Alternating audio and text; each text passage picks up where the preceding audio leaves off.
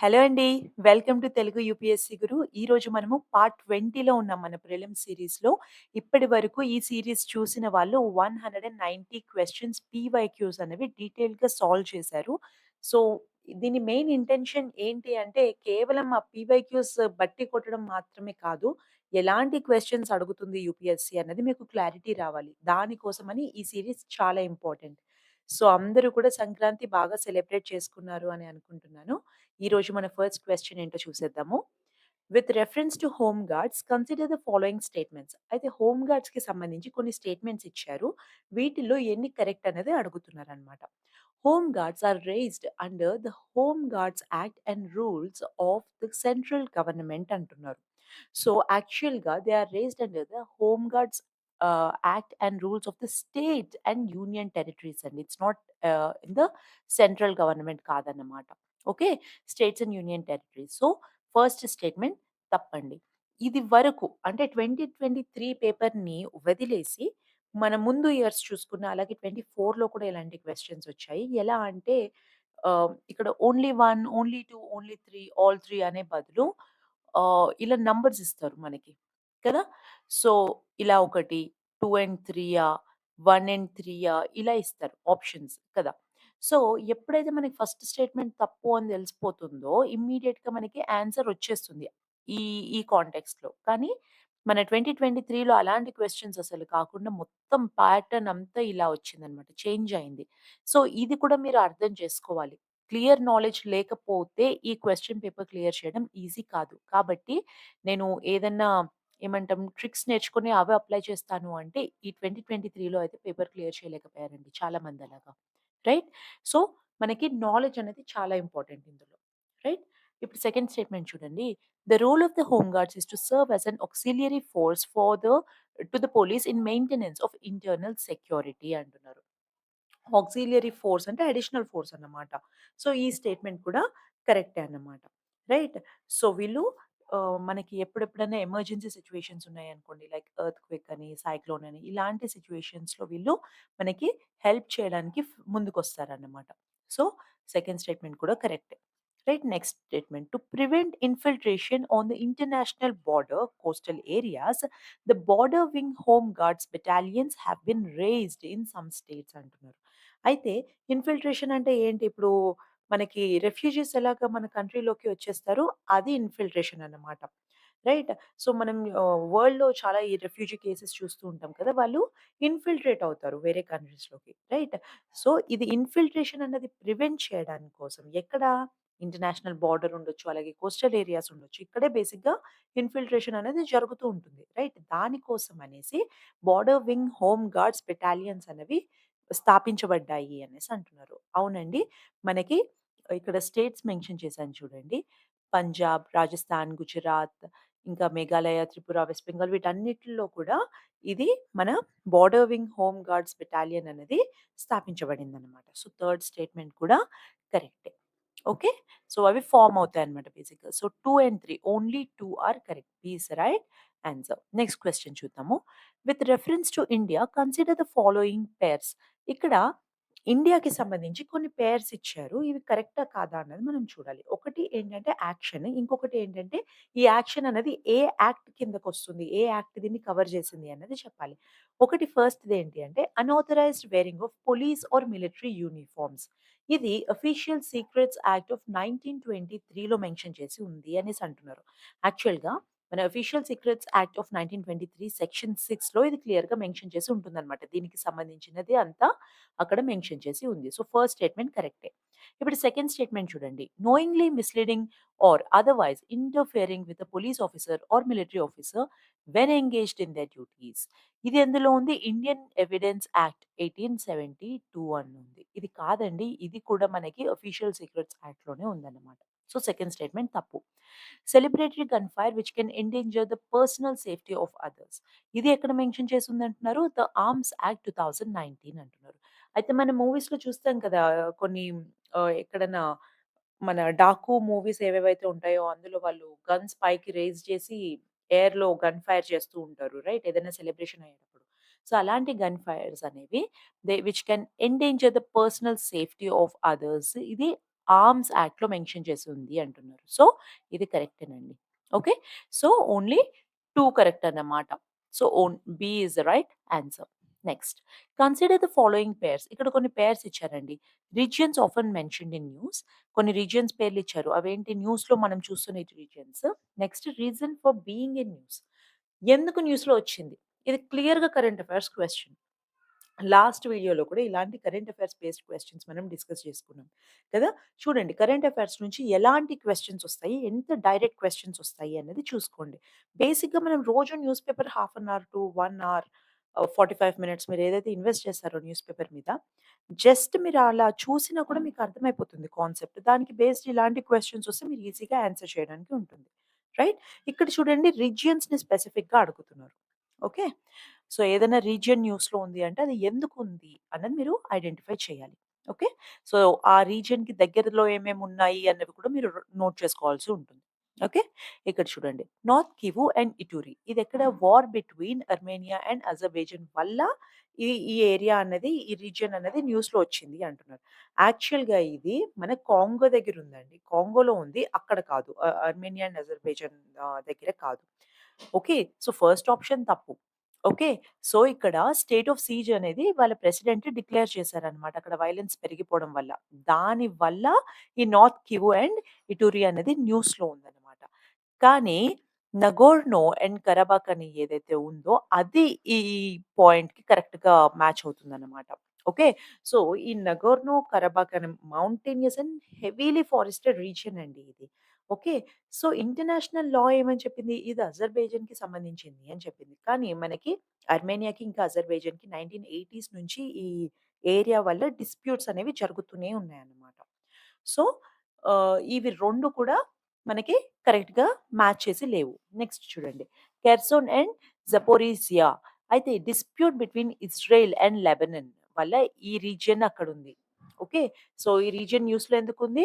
Dispute between Israel and Lebanon అనేసి అంటున్నారు. కానీ కాదండి. రష్యా ఏం చేసింది అంటే ఆహ్, ఈ కొన్ని 4 స్టేట్స్ ఏవైతే ఉన్నాయో అవి రష్యాతో కలవడానికి వాళ్ళు ఓట్ వేశారు అనేసి రష్యా రిలీజ్ చేసిందన్నమాట. ఓకే. సో, ఆ 4 స్టేట్స్‌లలో ఇవి 2 ఒకటన్నమాట. ఓకే. కెర్సన్ అండ్ జపోరిజియా ఇవి 2 కూడా ఉక్రెయిన్‌లో ఉన్న 4 ప్రావిన్సెస్ అన్నమాట. ఈ 4 ప్రావిన్సులు కూడా ఏం చేశాయి? రష్యాకి సపోర్టింగ్‌గా ఉక్రెయిన్ అనేది రష్యాలో కలవాలి అన్నట్టుగా. అంటే వీళ్ళు రష్యాలో కలవాలి. రైట్? సో, ఆ విధంగా వాళ్ళు ఓటేసారన్నమాట. దాని వల్ల వీళ్ళు న్యూస్‌లో ఉన్నారు. ఓకే.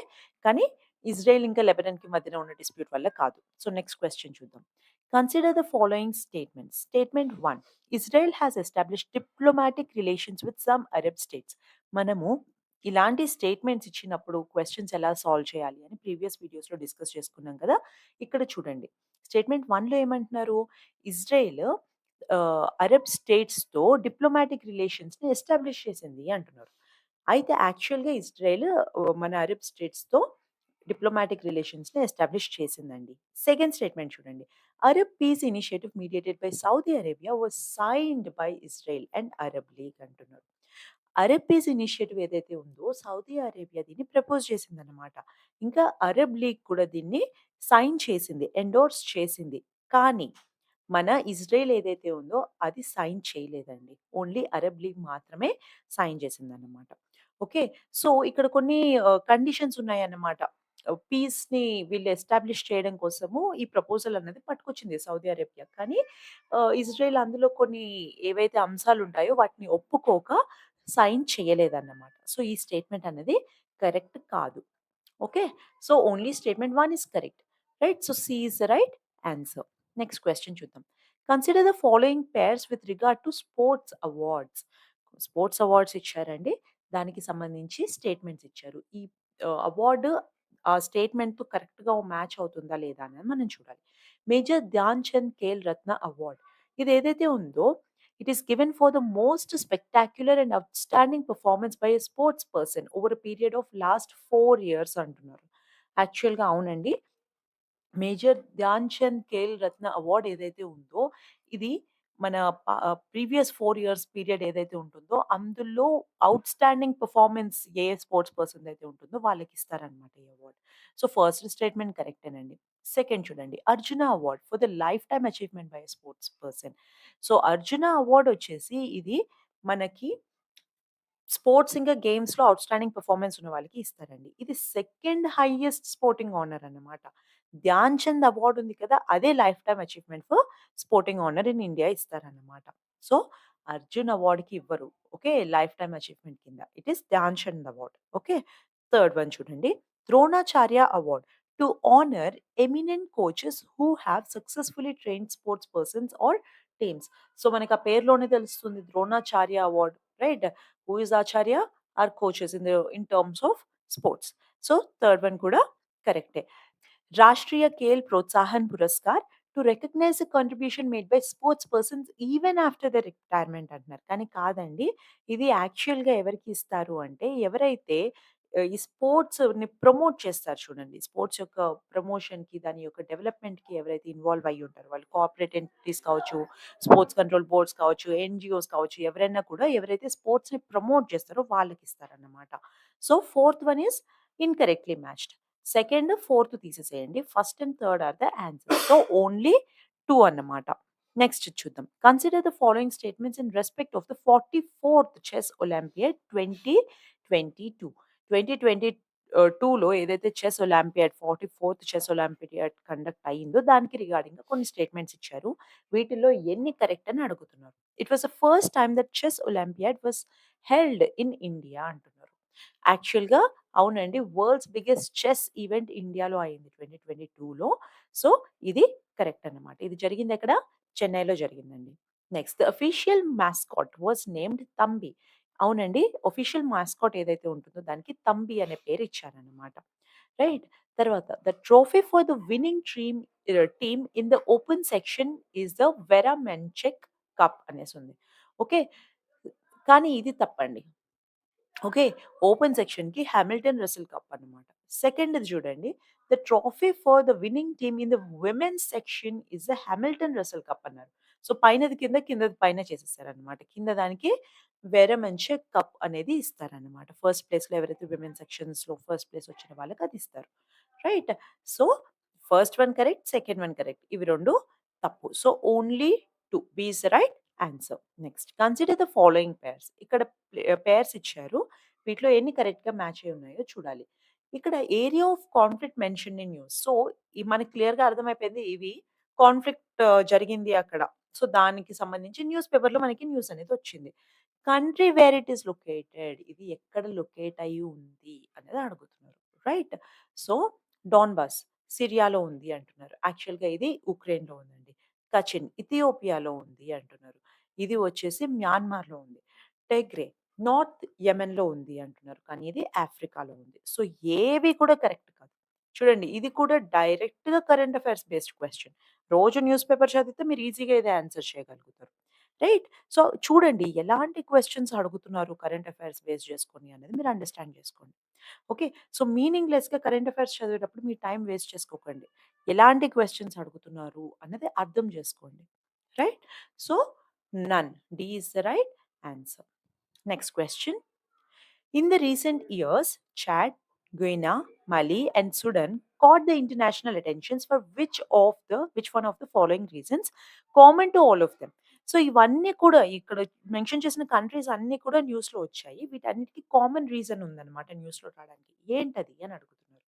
అయితే ఇక్కడ వచ్చేసి మన గవర్నమెంట్స్ ఉంటాయి కదా! దాన్ని మిలిటరీ లీడర్స్ దాన్ని ఆక్యుపై చేశారన్నమాట. రైట్. మనం కూప్ అంటాం కదా! మిలిటరీ లీడర్స్ టేక్ ఓవర్ చేస్తారు గవర్నమెంట్‌ని. దీన్నేమంటాం మనం? కూప్ అంటాం. రైట్? సో, ఈ చాడ్ ఉండని, గుయినా ఉండని, మాలి ఉండని, సుడాన్ ఉండని వీటన్నిటిలో కూడా సక్సెస్‌ఫుల్ కూప్ జరిగిందన్నమాట. So, they were in news for thought particular reason. చూసారా? కరెంట్ అఫైర్స్ బేస్డ్ క్వెషన్స్ ఎలా అడుగుతున్నారు. రైట్. మీకు అట్‌లీస్ట్ ఇందులో 2 ఎందుకు అని అర్థమైంది అనుకోండి. రెండిటిది మీరు న్యూస్ చదువుంటే ఈజీగా ఇక్కడ సక్సెస్‌ఫుల్ కూప్ అయింది అని మీరు చెప్పేయగలుగుతారు. రైట్? నెక్స్ట్ క్వెషన్ చూద్దాము. Consider the following heavy industries. Heavy industries పేర్లిచ్చారు. Green hydrogen is expected to play a significant role in decarbonising how many of the above industries అంటున్నారు. సో, మన గ్రీన్ హైడ్రోజన్ ఏదైతే ఉందో దాని మెయిన్ ఎజెండా ఏంటి? Decarbonise చేయడమే. Right? So, మనం fossil fuels నుంచి గ్రీన్ హైడ్రోజన్ వైపుకి ఎందుకు మరలుతున్నాము? ఇక్కడ కార్బన్ ఏదైతే రిలీజ్ అవుతుందో అది తగ్గిపోతుంది. రైట్? దానికోసం decarbonising is the main agenda అన్నమాట. రైట్? మన గ్రీన్ హైడ్రోజన్‌ది. రైట్?